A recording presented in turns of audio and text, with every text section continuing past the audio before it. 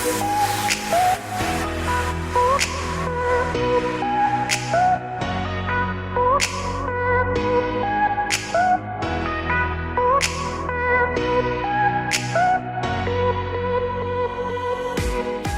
everyone, and welcome to the first podcast of Millennial Debt Domination. So I want to just first thank everyone for tuning into this new podcast. My name is Fatta, and I'll be your host. So I'm super excited to be going on this journey with all of you. I want to tell you a little bit about myself first before we get into the podcast. So I'm Navicore Solutions resident social media coordinator, and I'm also a millennial like some of you listening. I've gained so much knowledge about all things debt, finances, and budgeting, and I'm pumped to share some insider knowledge with you. All right, enough about me. Let's get into how millennials and Gen Zers can dominate their debt. Most of us are at a point where we have no idea where we'll be financially a year from now, let alone have a 5 or 10 year plan. A force behind our lack of a plan goes back to our generation being in an incredible amount of debt. In this first episode, we are going to tackle the tough question. Why are millennials and Gen Z in so much debt? It's no secret that we're more in debt than any other previous generation, but why? We will be going over some of the top reasons as to why we are in debt and tips to help you conquer that debt. You'll also be hearing from Kim Cole, Navicore's Community Engagement Manager, who will be giving us her take on the importance of financial education for millennials and Gen Z. Let's get to it.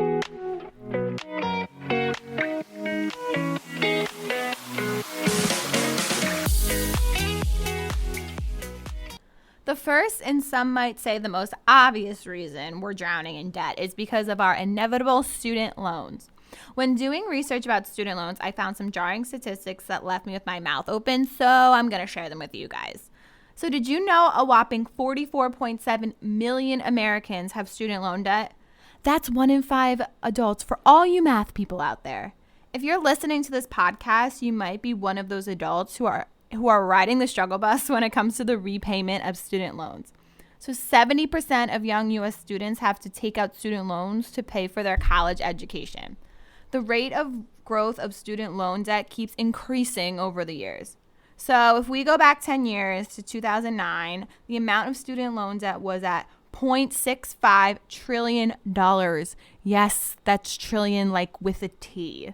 That's a substantial amount of debt. But let's fast forward to last year. In 2019, the United States was up to a whopping $1.41 trillion in federal student loan debt, which is a 116% increase in just 10 years. To get a clearer picture, let's break this massive amount of money down by college type. 66% of borrowers who attended a public state college graduate with student loan debt. All right, this might seem crazy for students who are paying in-state tuition, but the numbers don't lie. So here in New Jersey, where I went to school, we have the most expensive in-state tuition. Like I said, I went to state school here in New Jersey, and I also graduated with thousands of dollars in student loan debt. So if you went to a private college, you could be a part of the 75% of those graduates who leave with student loan debt. These statistics make graduating with student loan debt seem like the norm, but guess what? Graduating with student loan debt has officially become the norm in this country.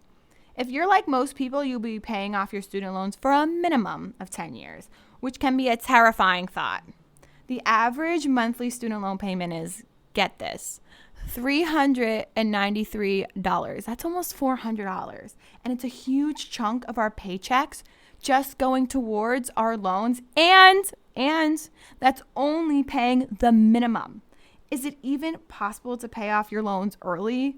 At the beginning, you might not have a full-time job, which means you won't have the funds to pay more than the minimum. But a couple years into your new career, you'll be hopefully making more money than you were when you first graduated. So at this point, try to pay more than the minimum on your monthly loan payment. Maybe you can start out by paying $50 more a month. Keep this extra payment consistent, and it will have an impact on your loan balance over time. Then, when you're comfortable, start paying more and more. Your future self will thank you for paying off your loans earlier than expected. You'll be able to make steps in your adult financial life that you maybe couldn't have done before because you still had your student loan debt. Millennials have the most student loan debt of any generation, with the potential to be overtaken by Gen Z as more of them become college age. Most likely, you're not anywhere near as financially established as your parents were at your age, but that's okay. We're just living in a different time. Just keep paying down your student loans and make it a priority. This means you might have to bite the bullet and live with your parents longer than you expected, or skip vacations for a couple years. So that's the main reason millennials and Gen Z are in debt, but it's not the whole story. I'm going to be talking about how to dominate your student loans in more detail in a future podcast, but right now, let's keep focusing on why we have so much debt.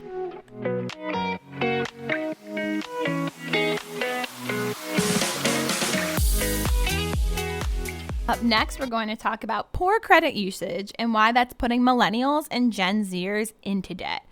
Credit cards are easy to use pieces of plastic that can cause a huge financial burden if used incorrectly. Look, don't get me wrong. Credit is essential if you ever want to move out of your parents' house and get a place of your own, but not using credit cards properly can destroy your financial future. I like to say it takes a long time to build an ideal credit score, but only a few poorly thought out purchases to destroy it. Only 5% of people use no credit or debit cards, and cash is becoming almost obsolete, especially for younger generations. Millennials average just over $4,700 in credit card debt. Although lower than the national average, it's still a large sum of money for people who don't necessarily have many or any assets. So why are millennials charging so much on credit? Millennials are known to value experiences and memories over physical items. However, add that to the keeping up with the Joneses mentality via the Instagram lifestyle, and you get a recipe for high credit card usage. If you see one of your friends posting pictures on a lavish vacation to the Caribbean, it makes us think, hey, if they can do it, why can't I?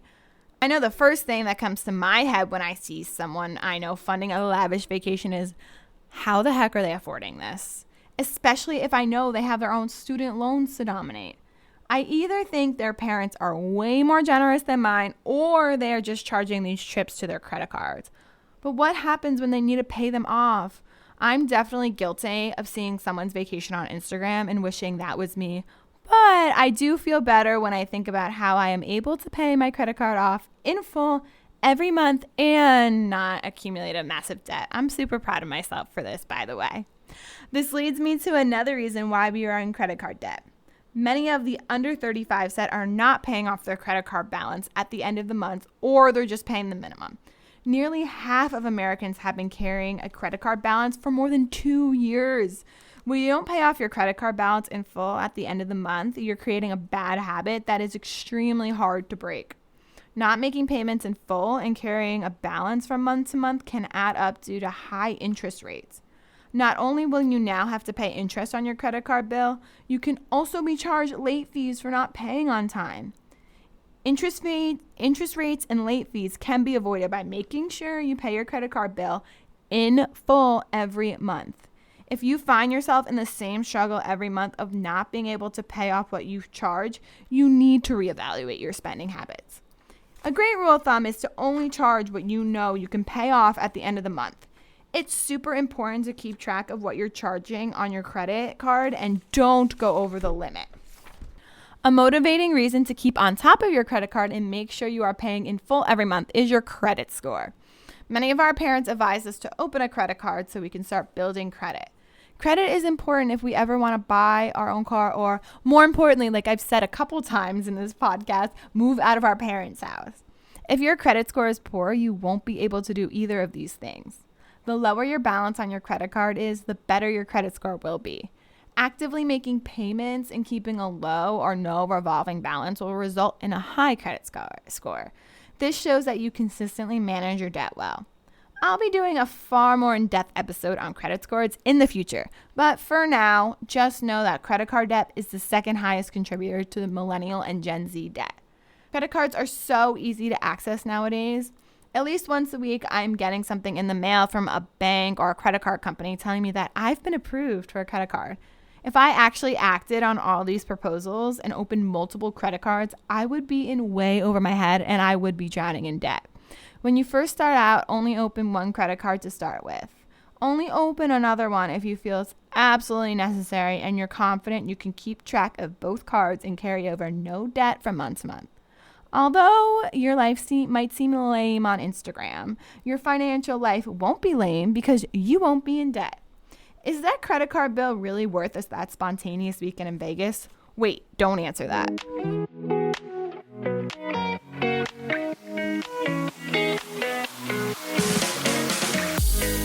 Creating a budget as a millennial seems like an unnecessary drag.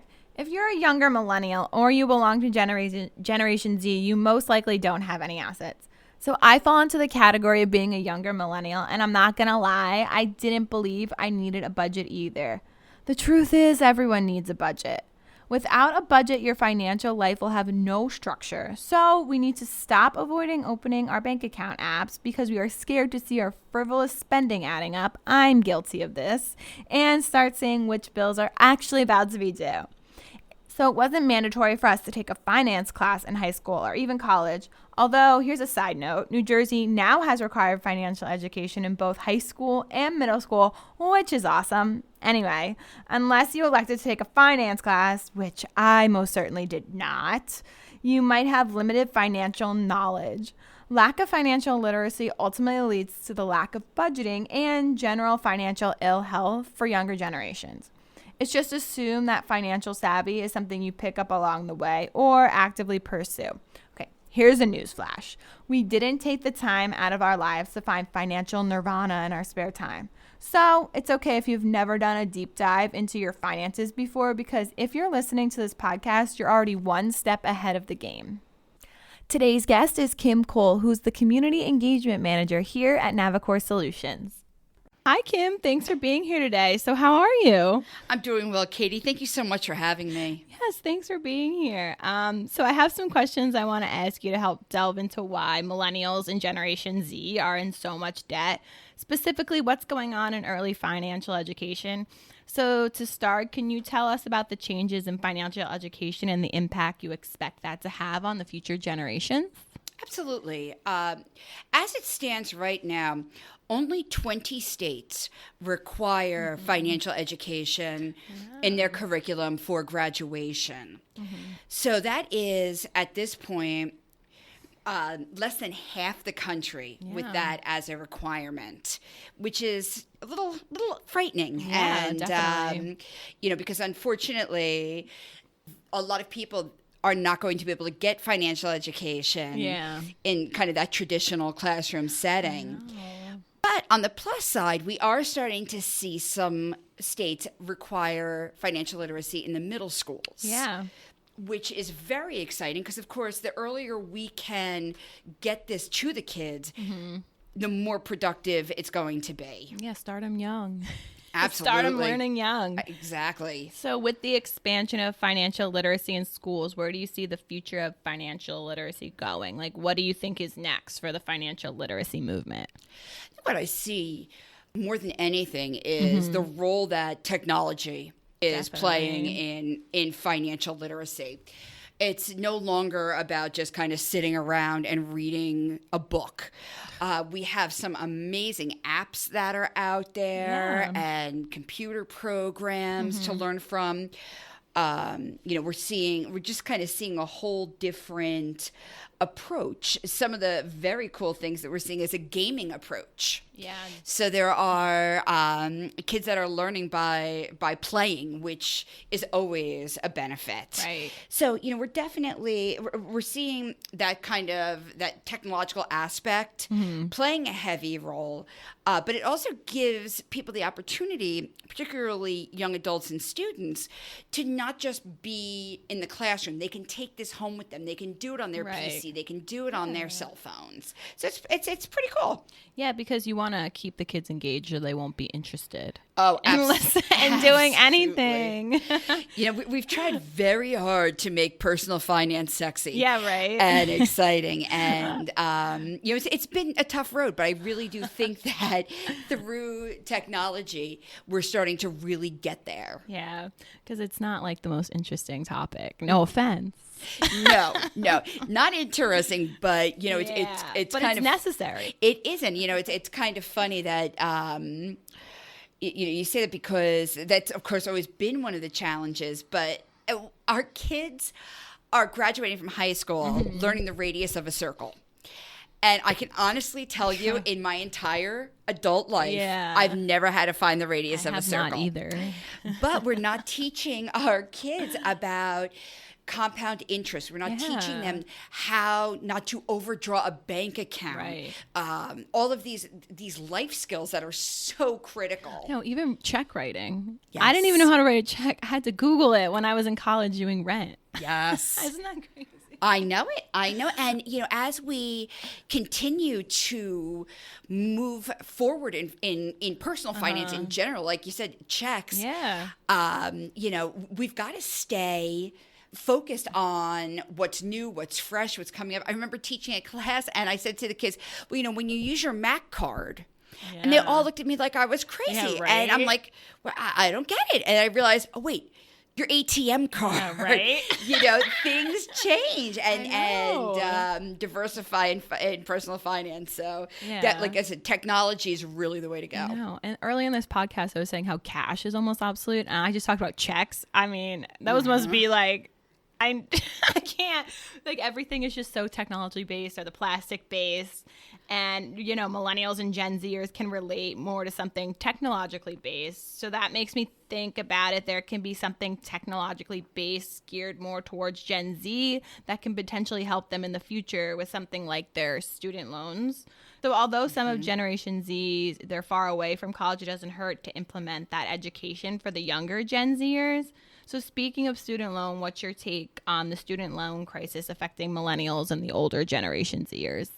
Well, the thing about the student loans is, it legitimately is a crisis. Yes. And a lot of that crisis comes from right from the beginning. When we're looking at the high schools, okay, when we're determining what schools these kids should be attending. Yeah.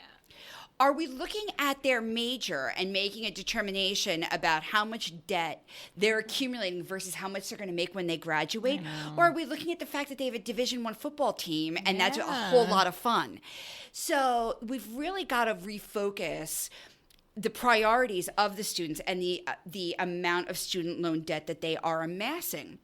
I also feel that we need to do a better job in the beginning with teaching these kids about student loan debt and the ramifications it's going to have later on in life.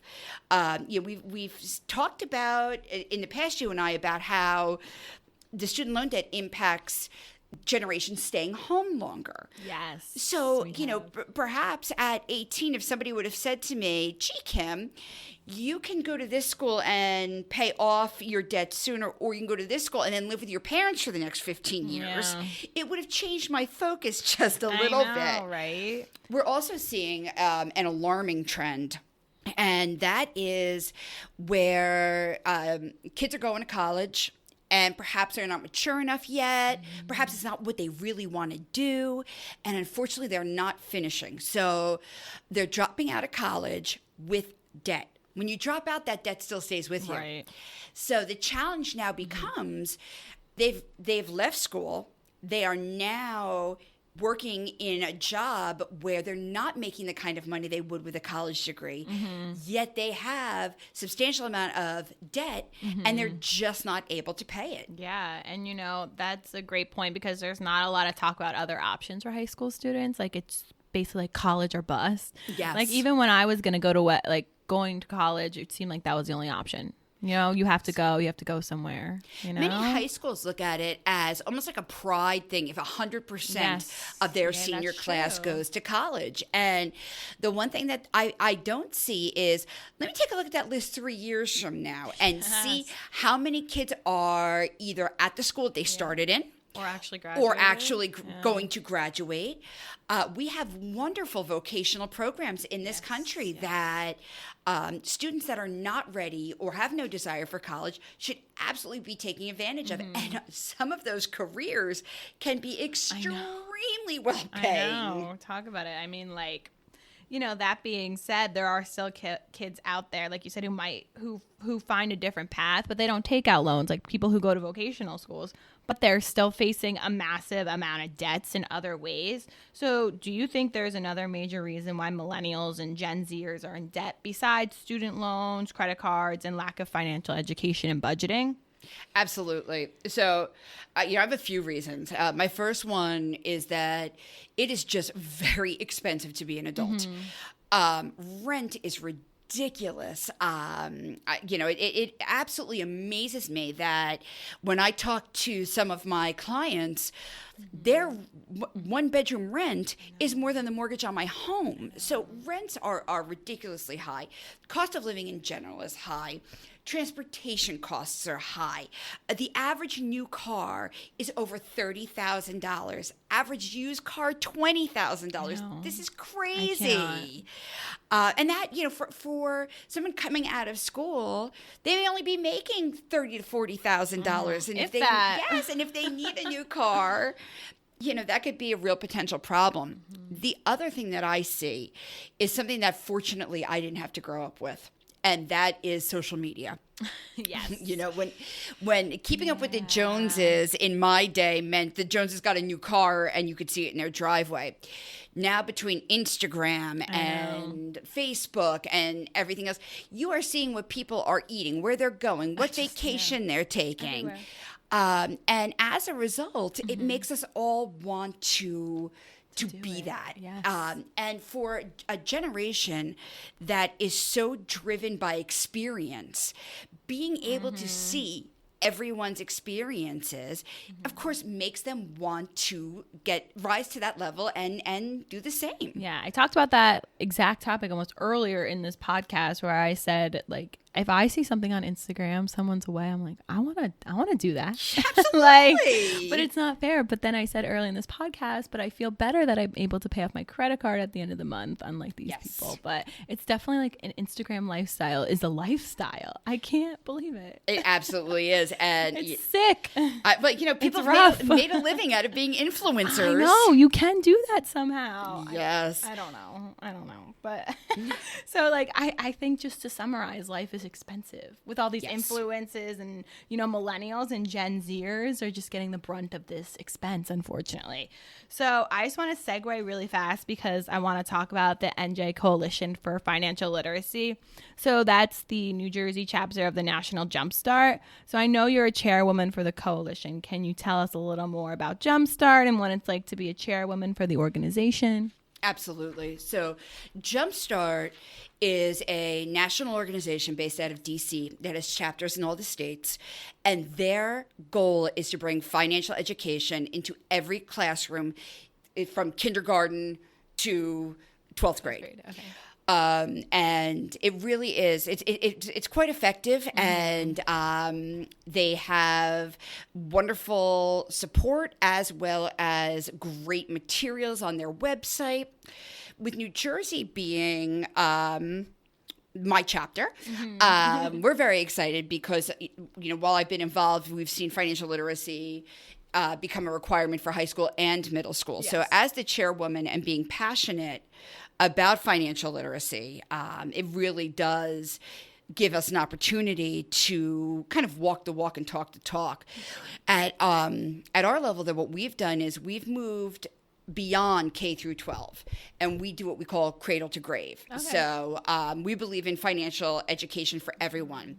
It is absolutely, like I mentioned before, a fundamental life skill. And I'm truly blessed because I have a job where here at Navicore Solutions where they let me spread my wings and kind of take their passion for financial education and push it out to the public. Yeah. So it really, it's an exciting time for financial education. I think that as we are watching the economy, watching elections, watching all of these things that are going on in the future, there's no way to escape the personal finance. And the more you know, the more successful you're going to be. Yeah, definitely. Jumpstart sounds like such an incredible program that not many people know about. So thanks for educating our listeners on this program. So do you have any final thoughts you'd like to share with the listeners? I think that my final thought is that kind of based on what we were saying before, financial education isn't sexy. It's not cool.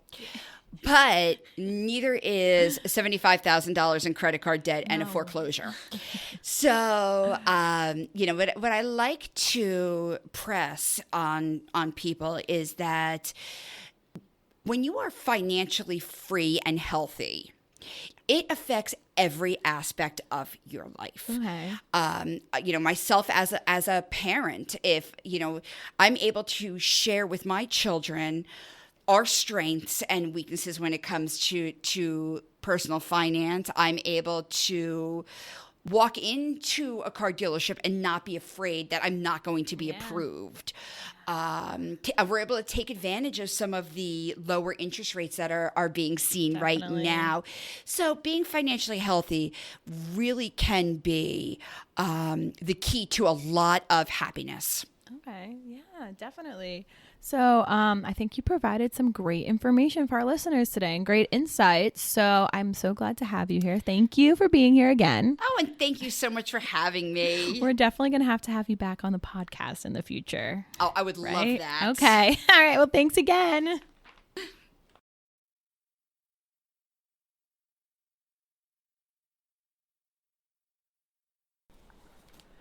So, Millennial and Gen Z debt isn't just about spending and student loans, is it? What about income? There's a disparity in what Millennials and Gen Z are paid as they enter the workforce compared to what previous generations were paid. I know Kim talked about this in her interview. So let's go into it a little bit more. If you normalize for the cost of living, younger generations are earning much less than their older counterparts. Being underpaid or underemployed hampers the financial stability that we'd like to strive for. I'm grateful enough to have a full-time job that I love, but I definitely struggled when I first entered the workforce. Millennials are getting paid substantially less at our age and experience than our parents were at the same age. This makes it hard to budget because almost our whole paycheck is going towards our student loans, car payments, rent, and other mandatory monthly expenses. After all that is paid for, there's usually not much left in our paychecks to even budget for, and we don't feel like it needs to be accounted for. An emergency fund goes hand in hand with a budget. Life happens, and sometimes things come up that you didn't budget for. I get it. This is why having an emergency fund can save the day. An emergency fund is a financial security blanket that many millennials and Gen Zers don't have prioritized. It's a crucial way to help you avoid creating more debt to pay for an unexpected financial hit like an expensive car repair. Having and prioritizing an emergency fund will not only help keep your budget in check, but it'll also help keep you out of credit card debt. A key to understanding your debt situation is to start a budget no matter how discouraged you may feel. If you've never budgeted before, here's a quick rundown on how to get started. First, list all of your set monthly expenses. Now list all of your variable expenses. So these are your groceries, clothing, and entertainment. Next up, what are the subscriptions that you're charged for every month? Are there some that you're not using that you can live without? Cancel any monthly renewals that you aren't using. After you've determined what you can cut out, you can decide what you can do with that freed up money. Obviously, I recommend paying off your debts or putting it into your savings account. Like doing something productive. Create a budget can be this simple and easy. Get in the habit of checking a budget every month and it will get easier. We'll be covering budgeting in more detail in a future episode. The sooner you understand where your money is going, the sooner you can begin to dominate your debt.